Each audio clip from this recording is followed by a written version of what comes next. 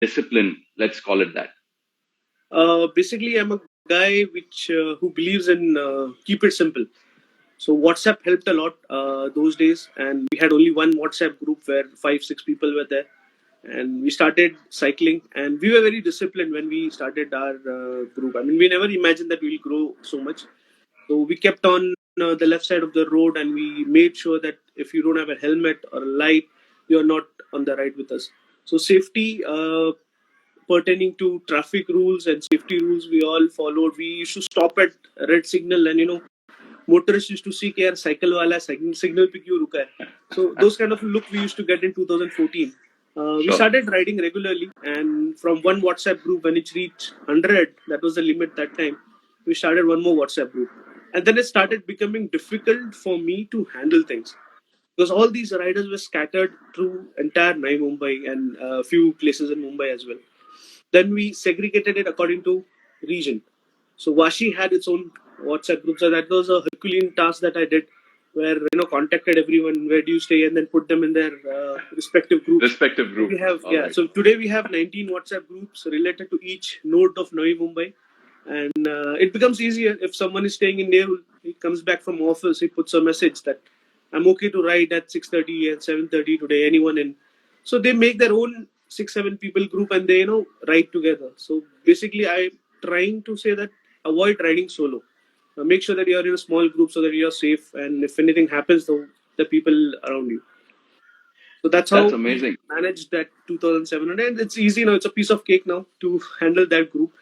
So just put one message in all 19 groups, and then you have these 200, 300 cyclists on a big event day behind you, riding and helping and supporting cycling environment grow in Navi Mumbai.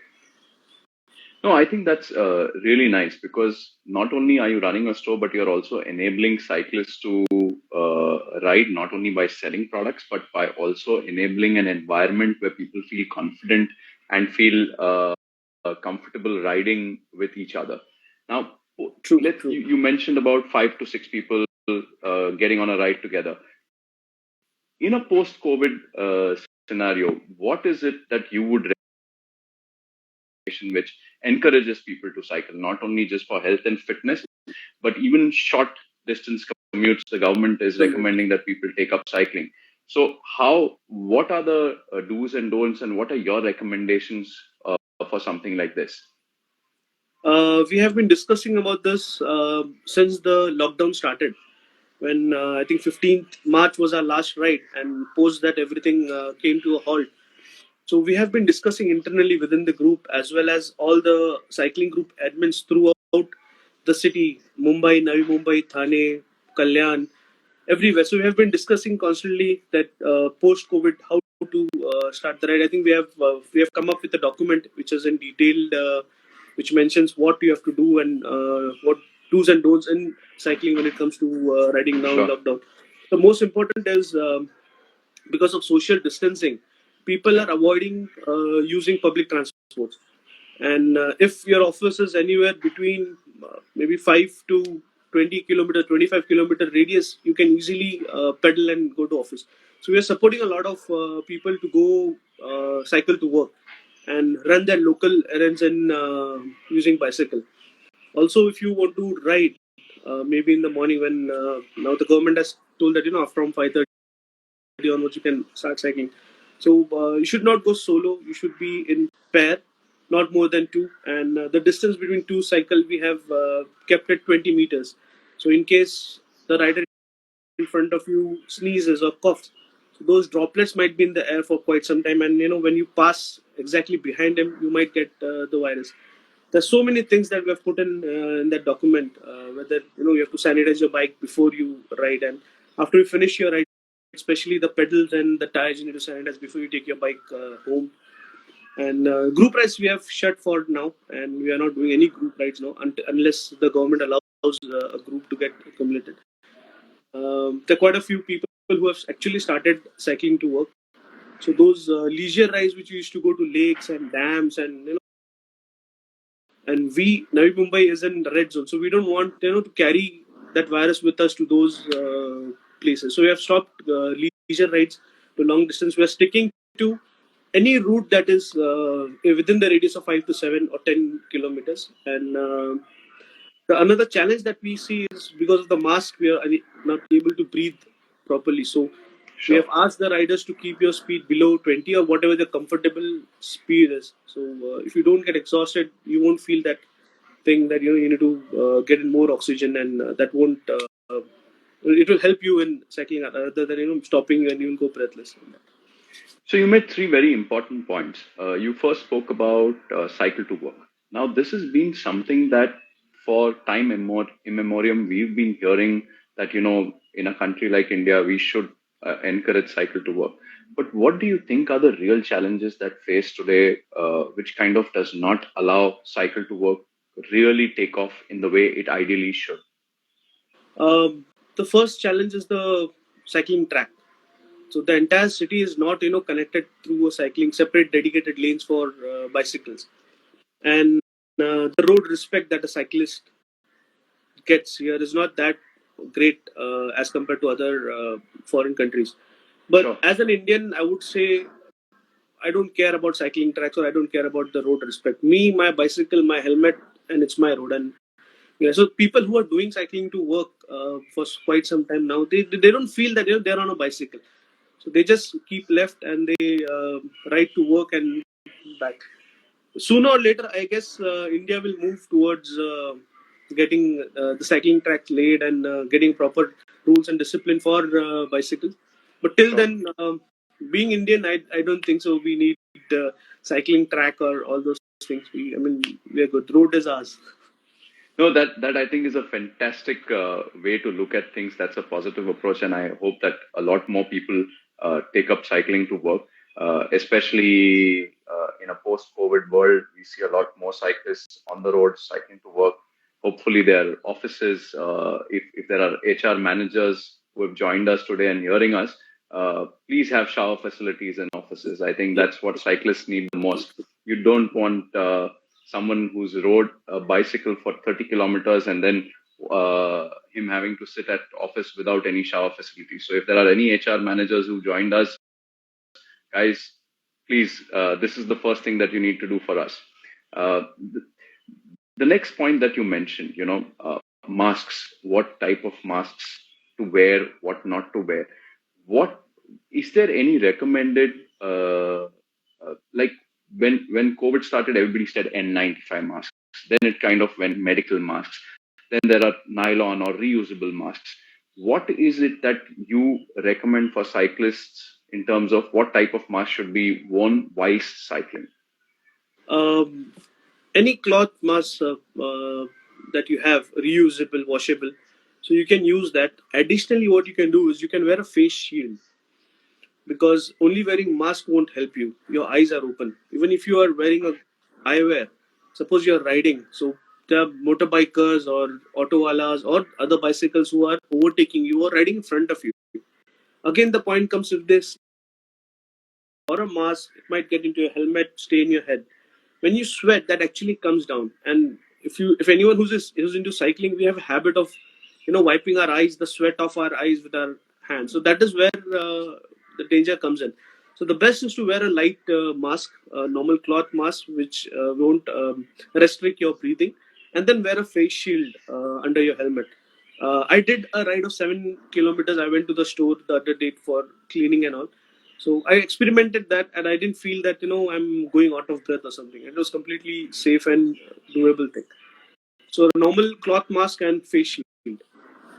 And doesn't the face shield interfere with the helmet, or did you already Nope, try that out? And nope. I did some Indian jugaad. So I oh, actually fantastic. wore my helmet, and then I asked my wife to uh, tie the face shield.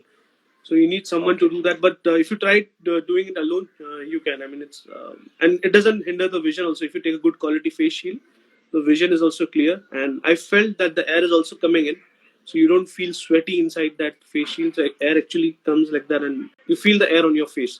Not directly, but yes, you do feel some air circulation around your face. I think that's the next thing that you're going to recommend in your ECC groups True, true, true. a tutorial on how to wear a face mask with your helmet. I think that's a great idea to True. experiment and see how cyclists can ensure that they keep riding in a safe environment. Now, the other point that you mentioned was these group rides to places which are 60, 70 kilometers out, which are fantastic natural environments where I know, I believe there used to be vada pav rides, there used to be breakfast rides that ECC used to conduct on a Sunday to Sunday basis. What happens to that? I mean, how are cyclists now responding to the fact that this is something that's not going to be a regular feature, at least in the foreseeable future?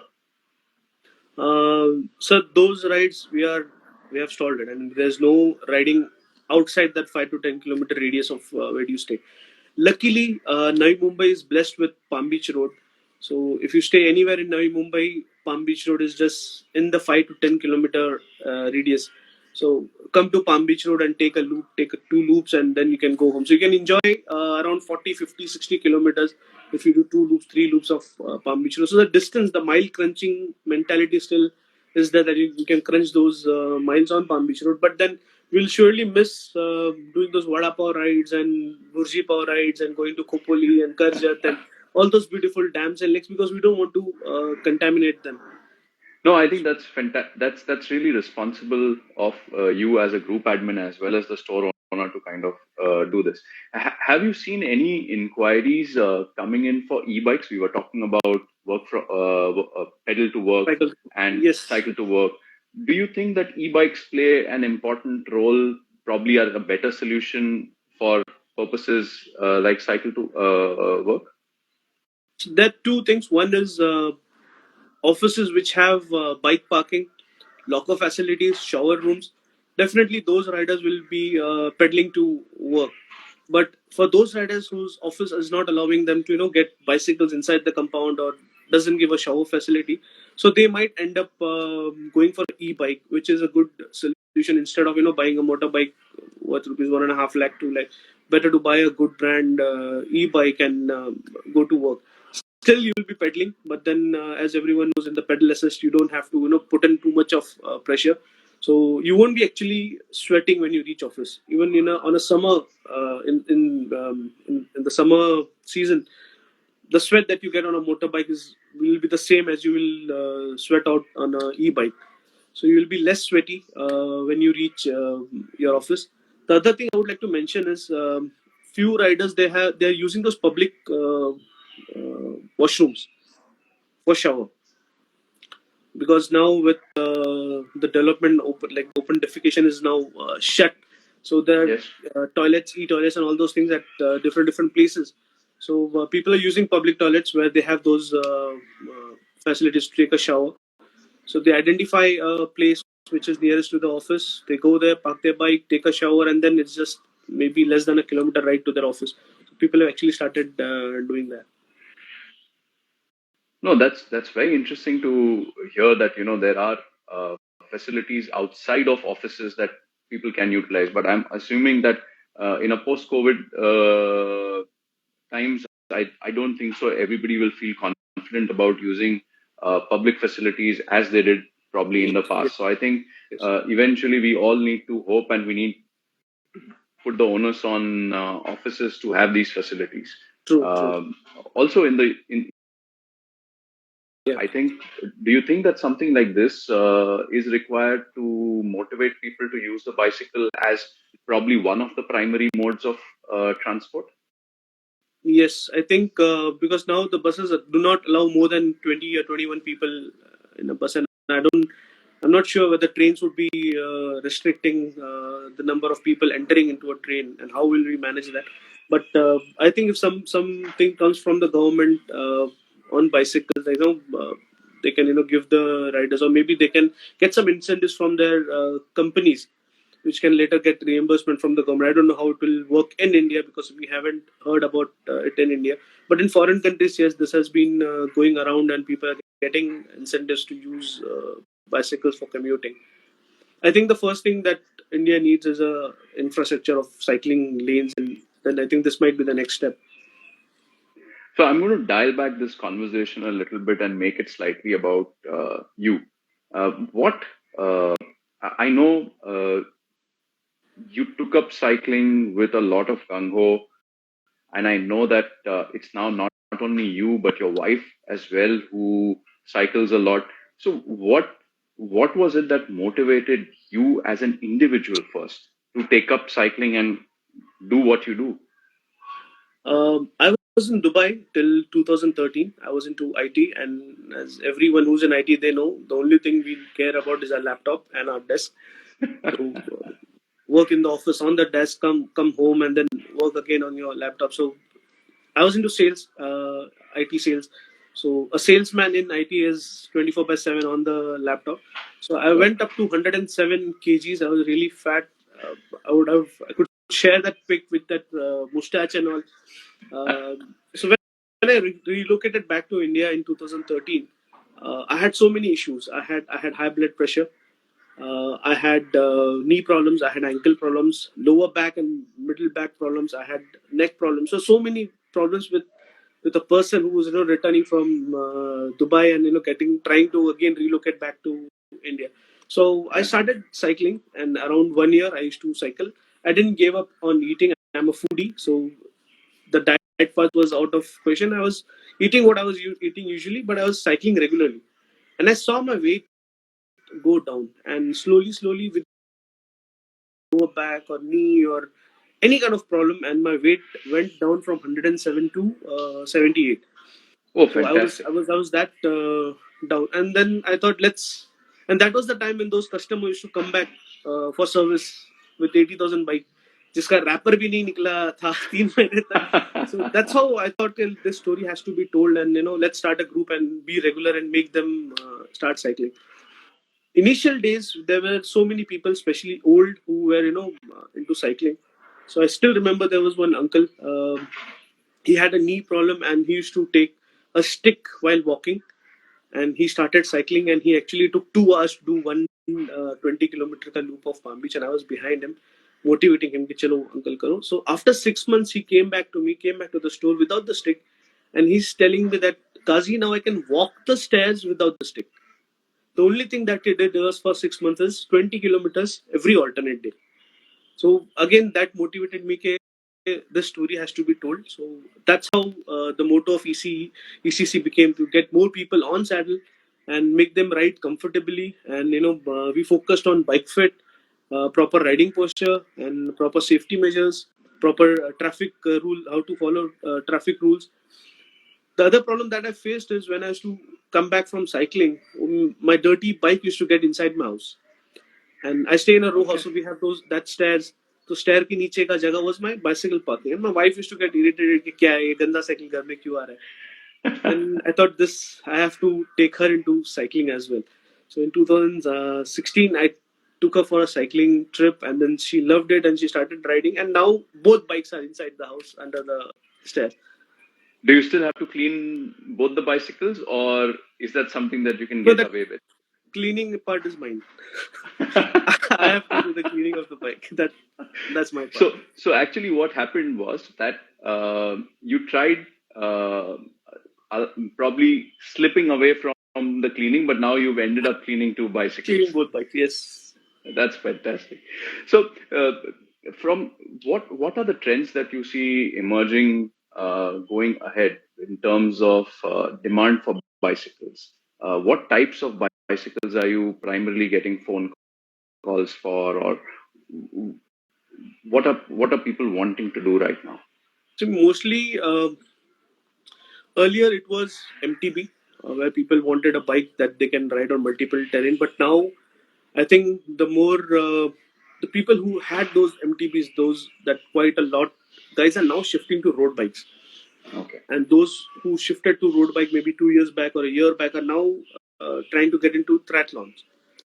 So roadie, those segment are increasing, and also these randoming the events, the breves are increasing. So I see a lot of people coming with the requirement, okay, I want a bike that can go anywhere and still it's faster. So the gravel bike, uh, Grandurance and all those bikes are getting into minds of the customer. Roadie is a segment where people are getting more interested in. Even new riders nowadays, they want to start with a roadie because especially the Speedster series, which starts from 45, 47K. So that is something with the EMI facility. So they don't want to invest in a bike, MTB, ride for a year, 2 year, and then again try to sell that off and again upgrade. So they start off with a roadie itself. So roadie, I would say it is getting more popular with those events, and especially the Goa triathlon that came in.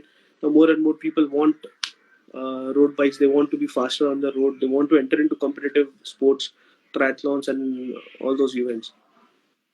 No, you mentioned gravel. That's one category which is almost very misunderstood. Let's call it that. People, a lot of times, a lot of cyclists confuse gravel and cyclocross bikes as one. Would you care to explain what's the difference between a gravel bike, a regular road bike, and a cyclocross bike? I mean, those are three separate categories at the end of the day. Yeah, a road bike is a bike that is with thin tires, which is around maybe starts from 23C, 25C up to 28 CVC bikes coming in now. So they are endurance geometry and a race geometry. So properly in a race, you would require a race geometry where your position is a little aggressive. The rest of the people who does want to do the mile crunching or a brevet or a normal fitness ride, or who wants to enter into a competitive sport but doesn't want to get taxed with the posture, go with the endurance geometry. The other thing, the gravel bike is a bike which is having a fat tire with grips, usually for gravel kind of a riding. The cyclocross and the popularly used on the dirt track kind of a thing. So I think in Sure. India, basically a gravel bike and a normal roadie are the things that will work more. And with those brevet, people are shifting to gravel bikes. No, that's great. For people who are listening in to us, I think even on our social media channels, we get a lot of questions surrounding gravel, cyclocross. It's great. You explain it in a very simple way for an average consumer who's probably confused with a lot of information that comes his way. So, guys, if you're looking at investing in any sort of bike, please reach out to KAZI as soon as I'm sure he's more than happy to help you guys. The other I day, have to wear two caps at the time. On rides, I'm a different person when I'm on ride, but on a store floor, I'm a different person. So those two caps I keep on changing. But one thing I would like to share is, since the day we started the group, that was 14 November 2014, it was Children's Day, and that was the first ride that we did of 14 kilometers. So that 14, 14, 14 was there on the first day of ECC. We have been very clear in all our WhatsApp groups. We don't promote or we don't sell or we don't do anything that has to do with the business part of Everest. So when in wow. the group, it's all related to cycling, rides, and all those things. So we have kept that isolation. Is the new word now. The isolation between sales or commercial part of things and the fun and the riding part of it. So that is two different things, which has helped us grow from 5 members to 2,700, 2,800 members that we are now. And I think that 2,700 or 2,800 members are proof of the pudding that you manage those two caps pretty Uh, well. I think when you're on the shop floor, I think your IT salesman comes to the fore and true, you want to sell products. But true, true. when you're on the saddle, then you've got nothing to do with that With salesman. true, Absolutely. true, true. And I think that's really brilliant of you to kind of do this because I know people uh, from our trade or from the industry, it becomes very difficult to kind of keep wearing and switching between these two hats. A lot of people sometimes forget the fact that uh, someone is doing cycling because he really enjoys it, and it's got nothing to do with the fact that he also has a business to run. And sometimes it's very difficult to kind of draw that line and keep both the things separate. The fact that you can do this, I think, is kudos to you. And also, in a sense, also those 2,800, 2,900 people who are today part of your group would definitely subscribe to that and uh, support that view of yours. There's one small story that happened in Vashi store when the seafood store wasn't there. So there was a rider who went on a ride with me, and we did, I think, maybe 50 or odd kilometers, and then saddle really pained because when he was on one loop of Palm Beach, it didn't pain much, but when we went to Panvel and we came back, so the saddle did really pain, and then he came to this guy, okay, pain ho raha hai, saddle though.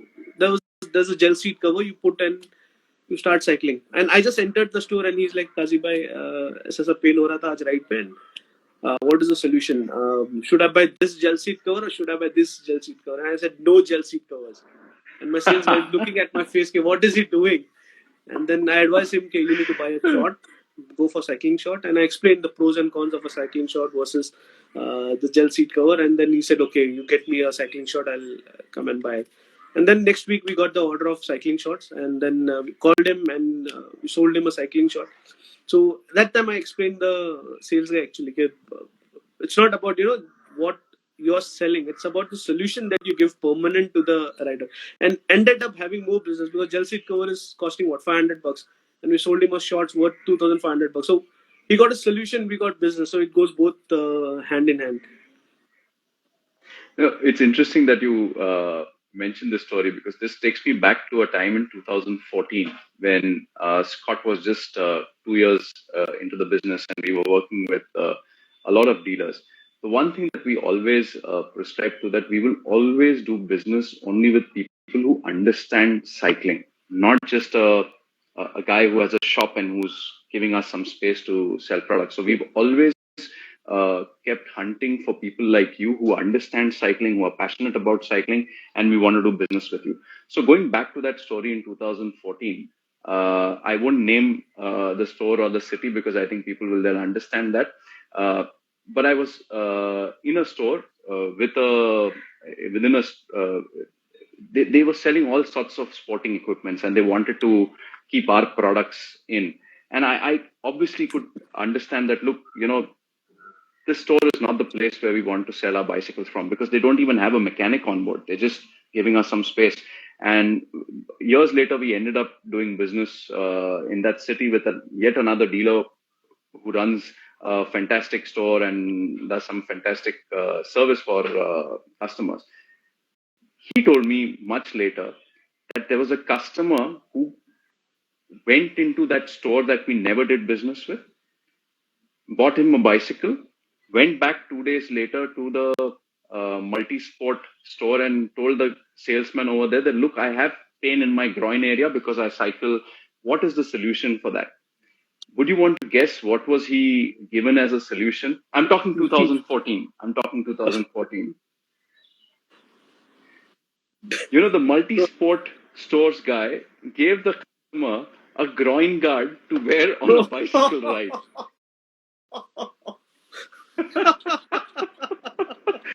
The one which the cricketers use. Exactly. Oh my So, god. we've heard some really interesting stories, really funny ones, but I guess we all live and learn. I feel bad for that gentleman who had to ride his bicycle with a groin guard just to hope that there's no I can't pain imagine. while he rides. I can't Exactly. imagine. Oof.